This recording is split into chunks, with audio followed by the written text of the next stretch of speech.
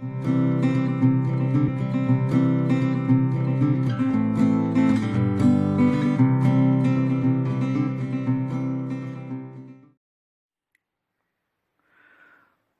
പാഠഭാഗത്തിലേക്ക് എല്ലാവർക്കും സ്വാഗതം. Principles of inheritance and variation എന്ന ചാപ്റ്ററാണ് നമ്മൾ പഠിച്ചുകൊണ്ടിരിക്കുന്നത്. അപ്പോൾ ഓരോ പാർട്ടും മനസ്സിലാക്കിയ ശേഷം മാത്രം കാണുക. ഇപ്പോൾ മെൻഡലിൻ്റെ തത്വങ്ങളിൽ നിന്നും വ്യതിചലിച്ച ചില കാര്യങ്ങളാണ് നമ്മൾ ഇന്നിവിടെ പറയാൻ പോകുന്നത്. അതായത് ഡീവിയേഷൻ ഫ്രം മെൻഡാലിയൻ പ്രിൻസിപ്പിൾസ്, അതായത് ഡീവിയേഷൻ ഫ്രം മെൻഡാലിയൻ പ്രിൻസിപ്പിൾസ്. ഇപ്പം നോൺ മെൻഡാലിയൻ ഇൻഹെറിറ്റൻസ് എന്ന് വേണമെങ്കിലും നമുക്ക് പറയാൻ സാധിക്കും. അതായത് മെൻഡൽ നമ്മൾ പറയുകയുണ്ടായി ലോ ഓഫ് ഡോമിനൻസ് നമ്മൾ പഠിച്ചതാണ്. അപ്പോഴവിടെ ഹെട്രോസൈഗസ് സ്റ്റേജൊക്കെ ഓർമ്മ കാണും നിങ്ങൾക്ക്, ക്യാപിറ്റൽ ടി സ്മാൾ ടി. അപ്പോൾ ഹെട്രോസൈഗസ് സ്റ്റേജിൽ ക്യാപിറ്റൽ ടി അതായത് ടോൾ എന്ന സ്വഭാവമാണ് എക്സ്പ്രസ് ചെയ്തത്. സ്മാൾ ടി എന്ന് പറയുന്ന റിസസീവ് ക്യാരക്ടർ എന്ത് ചെയ്യുകയായിരുന്നു? സപ്രസ് ചെയ്തിരിക്കുകയായിരുന്നു, അത് ഒളിച്ചിരിക്കുകയായിരുന്നു, പ്രകടിപ്പിച്ചിട്ടില്ല. അപ്പോൾ ഇവിടെ ക്യാപിറ്റൽ ടി ഡോമിനൻ്റ് ആയിട്ടാണ് നമുക്ക് ലോ ഓഫ് ഡോമിനൻസിൽ നമുക്ക് കാണാൻ സാധിച്ചത്. അപ്പോൾ അതിൽ നിന്നൊക്കെ വ്യതിചലിച്ച് ചില കാര്യങ്ങളാണ് നമ്മൾ ഇന്നിവിടെ പറയാൻ പോകുന്നത്. അതായത് ഡീവിയേഷൻ ഫ്രം മെൻഡാലിയൻ പ്രിൻസിപ്പിൾസ്. അതിൽ നമുക്ക് പ്രധാനമായിട്ടും പഠിക്കാൻ ഉള്ള ചില കാര്യങ്ങൾ ഏതൊക്കെയാണെന്ന് വെച്ച് കഴിഞ്ഞാൽ, ഒന്ന് ഇൻകംപ്ലീറ്റ് ഡോമിനൻസ്, മറ്റൊന്ന് കോഡോമിനൻസ്, multiple alleles, പ്ലിയോട്രോപ്പി, polygenic inheritance, linkage, അങ്ങനെയുള്ള കാര്യങ്ങളൊക്കെ ആ മെൻഡലിൻ്റെ ലോ ഓഫ് ഡോമിനൻസിൽ നിന്നും വ്യതിചലിച്ച് നടക്കുന്ന ചില കാര്യങ്ങളാണ്. അതിൽ നമ്മൾ ഇൻകംപ്ലീറ്റ് ഡോമിനൻസിനെ കുറിച്ചാണ് ആദ്യമായി പറയാൻ പോകുന്നത്. അപ്പോൾ Mendel's laws of dominance is not universal. മെൻഡലിൻ്റെ ലോ ഓഫ് ഡോമിനൻസ് യൂണിവേഴ്സൽ ആണെന്ന് നമുക്ക് പറയാൻ സാധിക്കത്തില്ല. അതിന് എക്സെപ്ഷണൽ കേസാണ് നമ്മൾ ഈ പറഞ്ഞ ഇൻകംപ്ലീറ്റ് ഡോമിനൻസും ഒക്കെ. അപ്പോൾ അതിനെക്കുറിച്ച് ആണ് നമ്മളിന്നിവിടെ എക്സ്പ്ലെയിൻ ചെയ്യാൻ പോകുന്നത്. അപ്പോൾ ഇൻകംപ്ലീറ്റ് ഡോമിനൻസിനെ കുറിച്ചാണ് നമ്മളിവിടെ എക്സ്പ്ലെയിൻ ചെയ്യാൻ പോകുന്നത്. അപ്പോൾ മെൻഡലിൻ്റെ ലോ കംപ്ലീറ്റ് ഡോമിനൻസ് ആണ്. അതിൽ നിന്ന് വ്യതിചലിച്ചുള്ള ഒരു പരീക്ഷണമാണ് ഇൻകംപ്ലീറ്റ് ഡോമിനൻസ് എന്ന് പറയുന്നത്. ഇവിടെ ഒരു പൂവിൻ്റെ കളർ അടുത്ത തലമുറയിലേക്ക് എങ്ങനെ ഇൻഹെറിറ്റ് ചെയ്യുന്നു എന്നാണ് നാം മനസ്സിലാക്കാൻ പോകുന്നത്. ഇവിടെ എക്സാമ്പിളായിട്ട് എടുത്തിരിക്കുന്നത് പ്രധാനമായും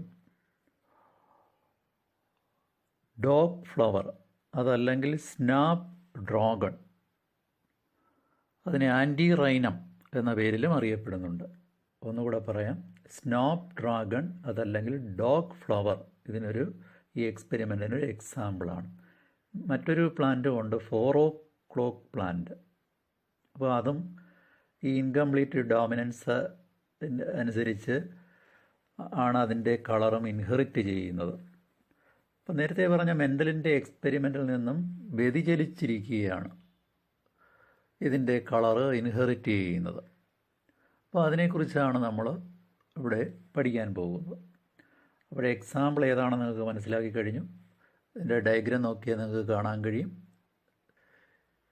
അപ്പോൾ inheritance of flower colour in the dog flower, അതാണ് സ്നാപ്പ് ഡ്രാഗൺ, ആൻറ്റിറൈനം എന്ന് പറയുന്ന പ്ലാന്റ്. അപ്പോൾ അതിനകത്ത് എങ്ങനെയാണ് ഈ കളർ ഇൻഹെറിറ്റ് ചെയ്യുന്നതെന്നുള്ളത് നമുക്ക് മനസ്സിലാക്കിയിടുക.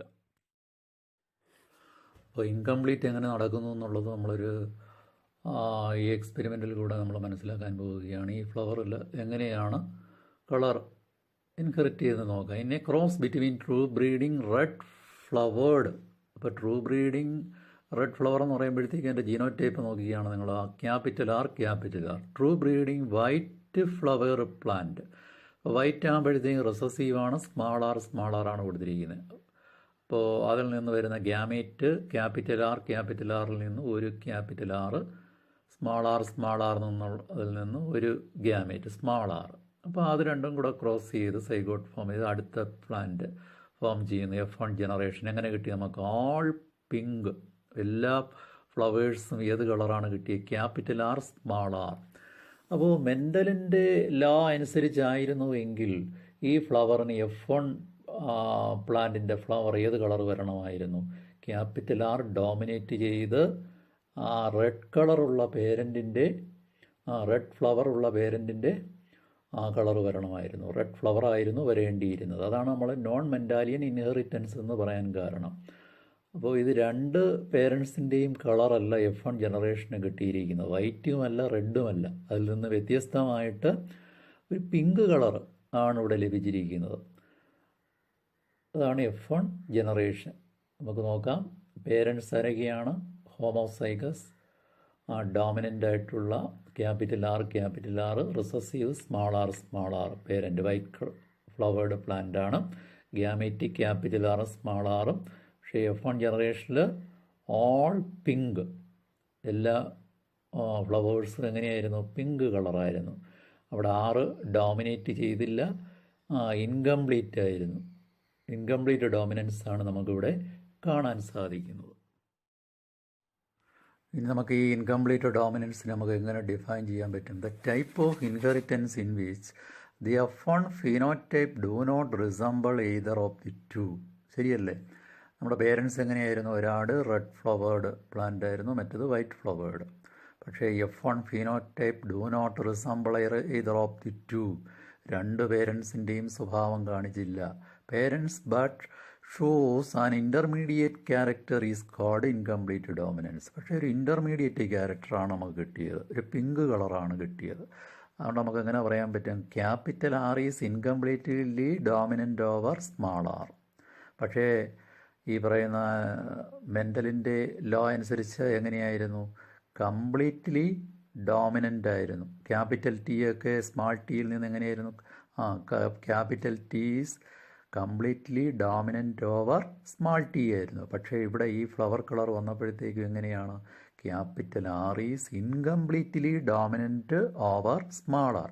അതുകൊണ്ടാണ് ഒരു ഇൻ്റർമീഡിയറ്റ് ആയിട്ടുള്ള ഒരു ക്യാരക്ടറാണ് F1 കിട്ടിയത്. അപ്പോൾ അങ്ങനെയുള്ള ഒരു ക്യാരക്ടറാണ് നമുക്കെന്ത് പറയാം? ഇൻകംപ്ലീറ്റ് ഡോമിനൻസ് എന്ന് പറയുന്നത്. The type of inheritance in which the F1 phenotype do not resemble either of the two parents but shows an intermediate character is called incomplete. ഇനി എക്സ്പെരിമെൻറ്റിൻ്റെ അടുത്ത സ്റ്റെപ്പിലേക്ക് പോവുകയാണ്. അതായത് when F1 was self-fertilized, the F2 resulted the following ratio. അപ്പോൾ F1 എന്ത് ചെയ്യുകയാണ്? F1 എല്ലാം pink കളറാണ് നമുക്ക് മനസ്സിലായി. ഇനി ആ F1 സ്വപരാഗണത്തിന് വിധേയമാക്കുകയാണ്. Self fertilised. അപ്പോൾ നമുക്ക് F2 കിട്ടിയ റിസൾട്ട് എങ്ങനെയാണെന്ന് നോക്കിയേ. ഒരു റെഡ് ക്യാപിറ്റൽ ആർ, രണ്ട് pink capital R, small R, ഒരു വൈറ്റ് സ്മാൾ ആർ. അപ്പോൾ ഗ്യാമേറ്റ്സ് എങ്ങനെയായിരുന്നു? F1 പ്ലാന്റിൻ്റെ ക്യാപിറ്റൽ ആർ, സ്മാൾ ആർ. അപ്പോൾ നെറ്റ് സ്ക്വയറൊക്കെ വരച്ച് നമുക്ക് രണ്ട് സൈഡും ഗ്യാമേറ്റ്സ് എഴുതാം. Capital R, small R. നമുക്ക് ഡയഗ്രാം നോക്കിയാൽ നമുക്ക് കാണാൻ കഴിയും. അപ്പോൾ ക്രോസ് ചെയ്യുമ്പോഴത്തേക്കും നമുക്ക് കിട്ടിയിരിക്കുന്ന നോക്കിയേ. ഫീനോറ്റിപ്പിക് റേഷ്യോ 1:2:1. ജീനോറ്റിപ്പിക് റേഷ്യോയും എങ്ങനെ തന്നെ കിട്ടിയിരിക്കുന്നു? 1:2:1. പക്ഷേ മെൻഡലിൻ്റെ എക്സ്പെരിമെൻറ്റിൽ നമ്മൾ അങ്ങനെയായിരുന്നു കണ്ടത്. മോണോഹൈബ്രിഡ് ക്രോസിൽ ഫീനോറ്റിപ്പിക് റേഷ്യോ 3:1 ആയിരുന്നു. ജീനോറ്റിപ്പിക് റേഷ്യോ 1:2:1 ആണ്. പക്ഷേ ഇൻകംപ്ലീറ്റ് ഡോമിനൻസിലൂടെ ഫീനോറ്റിപ്പിക് റേഷ്യോയും ജീനോറ്റിപ്പിക് റേഷ്യോയും എങ്ങനെയായിരിക്കുന്നു? തുല്യമായി കിട്ടിയിരിക്കുന്നു. അതാണ് നമുക്കിവിടെ ഈ എക്സ്പെരിമെൻറ്റിൽ നമുക്ക് കാണാൻ സാധിക്കുന്നത്. അപ്പോൾ ഇവിടെ incomplete dominance is a genetic phenomenon in which both genotypic and phenotypic ratio എങ്ങനെ കിട്ടി? നമുക്ക് സെയിം ആയിട്ട് കിട്ടി. 1:2:1. അത് നിങ്ങൾ എഴുതി തന്നെ ക്രോസ് ചെയ്ത് F1 കിട്ടുന്നതും അതുപോലെ തന്നെ F2 കിട്ടുന്നതും ഒക്കെ പിന്നെ സ്ക്വയറൊക്കെ വരച്ച് ക്രോസ് ചെയ്ത് റേഷ്യോ കിട്ടുന്നത് എഴുതി പഠിച്ചെങ്കിൽ മാത്രമേ വ്യക്തമാവുകയുള്ളൂ. പല പ്രാവശ്യം എക്സാമിന് ഇത് ചോദിച്ചിട്ടുള്ളതാണ്. അപ്പോൾ അതുകൊണ്ട് നിങ്ങൾ എഴുതി തന്നെ പഠിക്കണം. This happens because the dominant allele capital R is not completely dominant over the recessive allele R. അല്ലേ? അപ്പോൾ ക്യാപിറ്റൽ ആർ എന്ന് പറയുന്നത് കംപ്ലീറ്റ് ആയിട്ടും ഡോമിനൻ്റ് അല്ല. ആരിൽ നിന്ന്? ഈ റിസസീവ് ആറിൽ നിന്ന്. അതുകൊണ്ടാണ് എന്തോ സംഭവിച്ചത്. So capital R small R എന്ന് പറയുന്ന heterozygous condition shows and intermediate pink colour. പക്ഷേ മെൻ്റലിൻ്റെ രീതി അനുസരിച്ചായിരുന്നുവെങ്കിൽ ഈ ക്യാപിറ്റൽ ആർ സ്മാൾ ആർ എങ്ങനെ വരണമായിരുന്നു? Red flower ഉള്ളതാകണമായിരുന്നു. അതുകൊണ്ടാണ് നമ്മൾ നോൺ മെൻഡാലിയൻ ഇൻഹെറിറ്റൻസ് എന്ന് പറയാൻ കാരണം. അതായത് മെൻ്റലിൻ്റെ എക്സ്പെരിമെൻറ്റിൽ നിന്നും വ്യതിചലിച്ച് നടക്കുന്ന ഒരു എക്സ്പെരിമെൻ്റാണിത്. അതുകൊണ്ടാണ് നമ്മളതിനെ ഇത് പേരിൽ പറഞ്ഞത് പ്രധാനമായിട്ടും ഡീവിയേഷൻ ഫ്രം മെൻഡാലിയൻ പ്രിൻസിപ്പിളാണ് ഈ പറയുന്ന പ്രതിഭാസം. ഡീവിയേഷൻ ഫ്രം മെൻഡാലിയൻ പ്രിൻസിപ്പിൾ ആണ് ഈ പറയുന്ന ഇൻകംപ്ലീറ്റ് ഡോമിനൻസ് എന്ന് പറയുന്നത്. അപ്പോൾ അതിൻ്റെ റേഷ്യോയും ജീനോറ്റിപ്പിക് റേഷ്യോയും ഫീനോറ്റിപ്പിക് റേഷ്യോയും സെയിം ആണെന്ന് നിങ്ങൾക്ക് മനസ്സിലാക്കാൻ സാധിച്ചു. 1:2:1 ആണ്. അപ്പോൾ ഭംഗിയായിട്ട് എഴുതി പഠിക്കണം. ഇതിൻ്റെ ഡെഫിനിഷൻ പഠിക്കണം. അതായത് ഇൻ്റർമീഡിയറ്റ് ക്യാരക്ടറാണ് F1 കിട്ടിയെന്നുള്ളതൊക്കെ ഭംഗിയായിട്ട് പഠിച്ച് വയ്ക്കുക. അതുപോലെ തന്നെ റേഷ്യോ എഴുതി പഠിക്കുക. ഇതൊക്കെയാണ് നമുക്ക് ഇൻകംപ്ലീറ്റ് ഡോമിനൻസിൽ നിന്നും പ്രധാനമായിട്ടും പഠിക്കാനുള്ളത്. അപ്പോൾ ഈ ഡയഗ്രാം നോക്കിക്കഴിഞ്ഞാൽ നിങ്ങൾക്ക് ഒന്നുകൂടെ മനസ്സിലാക്കാൻ സാധിക്കും. Parents red flower, white flower, അതിൻ്റെ ജീനോടൈപ്പിക്ക് റെഡിൻ്റേത് ക്യാപിറ്റൽ ആർ, വൈറ്റിൻ്റെ സ്മാൾ ആർ, അവരുടെ ഗ്യാമീറ്റ്സ് റെഡിൻ്റേത് ക്യാപിറ്റൽ ആർ, വൈറ്റിൻ്റെ ഫ്ലവറിൻ്റെ ഗ്യാമീറ്റ് സ്മാൾ ആർ. അങ്ങനെ F1 generation all pink flowers, അതിൻ്റെ genotype capital R small R, അതിനെ സെൽഫിങ്ങിന് വിധേയമാക്കി, സ്വപരാഗണത്തിന് വിധേയമാക്കിയപ്പോഴത്തേക്കും F2 കിട്ടി. അത് ക്രോസ് ചെയ്യുന്നത് കാണാൻ കഴിയും. ഓരോ സൈഡിനും മെയിൽ ഗ്യാമീറ്റും ഫീമെയിൽ ഗ്യാമീറ്റും അവിടെ സിമ്പലും ഒക്കെ കൊടുത്ത് രേഖപ്പെടുത്തിയിട്ടുണ്ട്. ക്രോസ് ചെയ്തപ്പോൾ നിങ്ങൾക്ക് കാണാൻ കഴിയും ഒരു കോളത്തിൽ റെഡ് ഫ്ലവർ ക്യാപിറ്റൽ ആർ, 2 പേര് capital R small R heterozygous ആണ്, ഒരാൾ സ്മാൾ ആർ വൈറ്റ് ഫ്ലവറുമാണ്. അപ്പോൾ ഫീനോറ്റിപ്പിക് റേഷ്യോ 1:2:1 ആയി. ജീനോറ്റിപ്പിക് റേഷ്യോയും എങ്ങനെ കിട്ടി? 1:2:1. ഇതാണ് ഇൻകംപ്ലീറ്റ് ഡോമിനൻസ്. അപ്പോൾ നമ്മൾ ഇൻകംപ്ലീറ്റ് ഡോമിനൻസ് നമ്മൾ പഠിച്ചു കഴിഞ്ഞു. അതുപോലെ തന്നെ മെൻ്റലിൻ്റെ ലോ ഓഫ് ഡോമിനൻസ് നമ്മൾ പഠിച്ചു കഴിഞ്ഞതാണ്. അപ്പോൾ അടുത്തത് നമ്മൾ എക്സ്പ്ലെയിൻ ചെയ്യാൻ പോകുന്നത് explanation of the concept of dominance ആണ്. What exactly is dominance? യഥാർത്ഥത്തിൽ എന്താണ് dominance? Why are some alleles dominant and some recessive? അല്ലേ, നമ്മൾ കണ്ടതാണ്. ക്യാപിറ്റൽ T ഡോമിനൻ്റ് ആയിരുന്നു, അതൊരു അലീൽ. ഹൈറ്റ് എന്ന് പറയുന്ന ക്യാരക്ടറിനെ പ്രതിനിധാനം ചെയ്യുന്നു. അതുപോലെ തന്നെ സ്മാൾ t റിസസീവ് ആയിരുന്നു, പൊക്കക്കുറവിനെ പ്രതിനിധാനം ചെയ്യുന്നു. അപ്പോൾ we must understand what a gene does. Every gene contains the information to express a particular trait. അപ്പോൾ ഓരോ ജീനിനകത്തും ഒരു പ്രത്യേക സ്വഭാവത്തിനെ പ്രതിനിധാനം ചെയ്യുന്ന ഘടകം അടങ്ങിയിട്ടുണ്ട്. അതാണ് ട്രെയ്റ്റ്. നമ്മൾ നേരത്തെ പല പ്രാവശ്യം എക്സ്പ്ലെയിൻ ചെയ്തതാണ്. ട്രെയ്റ്റ് ഒരു ക്യാരക്ടറിനെ പ്രതിനിധാനം ചെയ്യുന്നു. പൊക്കക്കൂടുതൽ, പൊക്കക്കുറവ്. അപ്പോൾ ഹൈറ്റ് എന്ന് പറയുന്ന സ്വഭാവത്തിൻ്റെ 2 രൂപങ്ങളാണ്, ട്രെയ്റ്റാണ്. അപ്പോൾ കളറ് നമ്മൾ പറയുകയുണ്ടായി, റെഡ്, വൈറ്റ്, അത് 2 രൂപങ്ങളാണ് കളർ. അപ്പോൾ അതിൻ്റെയൊക്കെ പ്രതിനിധാനം ചെയ്യുന്ന ഘടകങ്ങൾ ഇരിക്കുന്നത് ഈ ജീനിനകത്താണ് ഇരിക്കുന്ന ഇൻഫർമേഷൻ. പിന്നെ diploid organism the genes occurs in pairs known as alleles. അപ്പം നമ്മളൊക്കെ ഡിപ്ലോയിഡ് ഓർഗാനിസംസ് ആണ്. നമ്മുടെ ഓരോ സെല്ലിലും 46 ക്രോമസോംസ് ഉണ്ട്. അതാണ് 2n, 2x23 എന്ന് നമ്മൾ പറയും. അതുപോലെ 46 ക്രോമസോം, 23 പേഴ്സ് ക്രോമസോം ഉള്ളതുപോലെ തന്നെ ജീനും ക്രോമസോമിനകത്ത് പെയറായിട്ടാണ് കാണപ്പെടുന്നത്. The alleles for a particular trait need not be always identical. അപ്പോൾ നമ്മൾ നേരത്തെ പറഞ്ഞിട്ടുണ്ട് ക്യാപിറ്റൽ T, സ്മാൾ t. അപ്പോൾ ഹൈറ്റ് എന്നതിനെ പ്രതിനിധാനം ചെയ്യുന്ന 2 അലീൽസാണ്, ക്യാപിറ്റൽ ടിയും സ്മാൾ ടി. അപ്പോൾ അത് ഒരുപോലെയല്ല ഇരിക്കുന്നത്. അതുപോലെ തന്നെ നമ്മൾ കളറുമായി ബന്ധപ്പെട്ട് ക്യാപിറ്റൽ ആർ സ്മാൾ ആർ നമ്മൾ പറയുകയുണ്ടായി. അതും വ്യത്യസ്തമാണ്. അതും നിറം, കളർ എന്ന് പറയുന്ന ക്യാരക്ടറിനെ പ്രതിനിധാനം ചെയ്യുന്നു. പക്ഷേ ഒന്ന് റെഡാണ്, മറ്റൊന്ന് വൈറ്റാണ്. അപ്പോൾ ഇവിടെ പറയുന്നത് alleles for a particular trait need not be always identical, ഒരുപോലെ ഇരിക്കണമെന്നില്ല. ചിലപ്പോൾ ക്യാപിറ്റൽ ആർ ആകാം, ചിലപ്പോൾ ക്യാപിറ്റൽ ടി ആവാം. പക്ഷേ ചിലപ്പോൾ എങ്ങനെ ആവാം, ഹെറ്ററോസൈഗസ് സ്റ്റേജിലും ആകാം എന്നാണ് പറയുന്നത്. One of them may be different due to some changes that it has undergone. അതായത് ക്യാപിറ്റൽ ടി സ്മാൾ ടി നമ്മൾ പറഞ്ഞപ്പോഴത്തേക്കും ആ ക്യാപിറ്റൽ സ്മാൾ ടി എന്തോ സംഭവിച്ചതാണ്, അതിനെന്തോ ചേഞ്ച് സംഭവിച്ചതാണെന്നാണ് ഇവിടെ പറഞ്ഞിരിക്കുന്നത്. അപ്പോൾ ക്യാപിറ്റൽ ടി യും ഉണ്ട്, സ്മാൾ ടിയും ഉണ്ട്. അതുപോലെ തന്നെ ക്യാപിറ്റൽ ആറും ഉണ്ട്, സ്മാൾ ആറും ഉണ്ട്.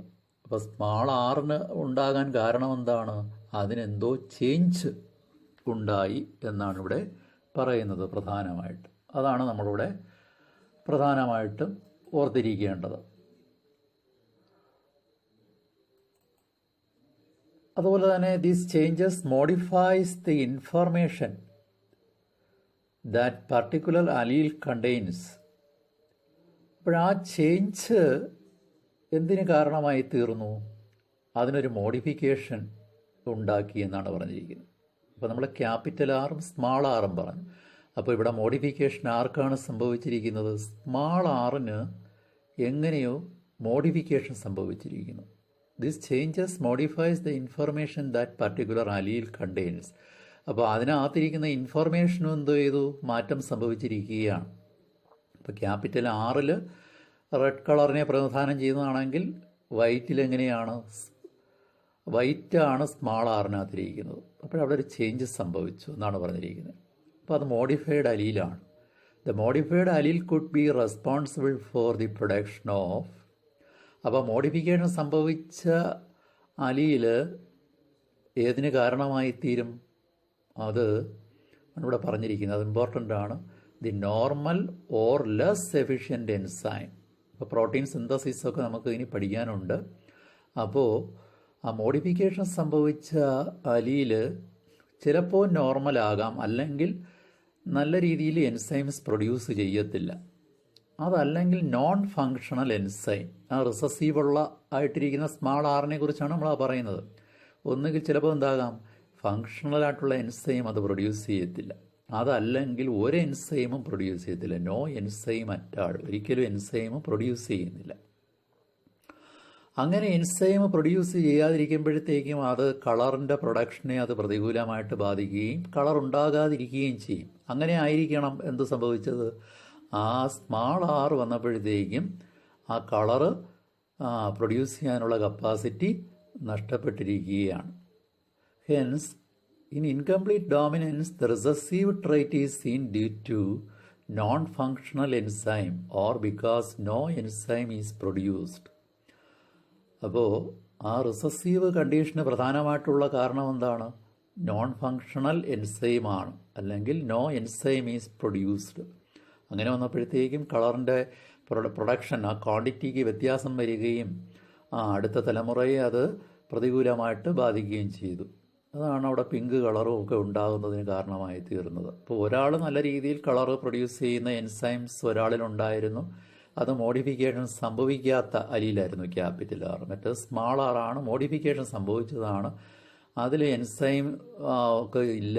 അപ്പോൾ അതനുസരിച്ച് അതിൻ്റെ പ്രൊഡക്ഷനൊന്നും നടക്കാതെ വരികയും ആ ചേഞ്ച് വരികയാണ് അടുത്ത തലമുറയിൽ. അപ്പോൾ ഇതാണ് ഇവിടെ ഒരു കൺസെപ്റ്റ് പ്രധാനമായിട്ടും പറയുന്നത്. അപ്പോൾ ആ 3 പോയിന്റ് നിങ്ങൾ പ്രധാനമായിട്ടും ഓർത്തിരിക്കണം. മോഡിഫിക്കേഷൻ സംഭവിച്ച അലീലിനുള്ള മാറ്റം എന്തൊക്കെയാണോ, ഒന്ന് normal or less efficient enzyme ആയിരിക്കും അത് പ്രൊഡ്യൂസ് ചെയ്യുന്നത്. Number 2 a non functional enzyme or no enzyme at. All പ്രധാനമായിട്ട് നിങ്ങൾ ഓർത്തിരിക്കണം. എക്സാമ്പിളും നിങ്ങൾക്കൊരു സൈഡിന് കാണാൻ കഴിയും. ഇതാണ് കൺസെപ്റ്റ് ഓഫ് ഡോമിനൻസ്.